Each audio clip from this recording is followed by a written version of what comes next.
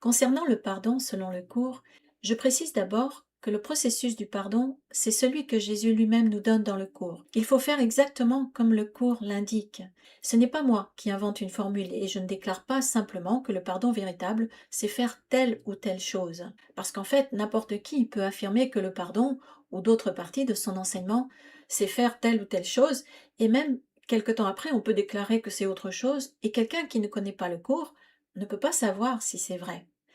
Et c'est comme ça qu'un enseignement peut finir par être complètement dilué dans des méthodes ou des formules floues et fantaisistes qui ne représentent plus du tout la vérité à la fin et qui deviennent acceptées et pratiquées par un grand nombre de personnes sans savoir qu'en réalité elles ne pratiquent pas ce qui est réellement enseigné. C'est ce qui est arrivé à l'enseignement originel de Jésus il y a 2000 ans.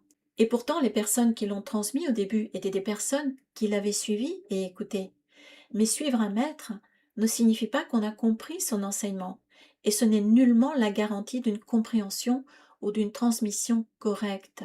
Le mécanisme du vrai pardon contient 3 étapes, et chacune de ces étapes contient plusieurs composantes, et elles doivent y être toutes.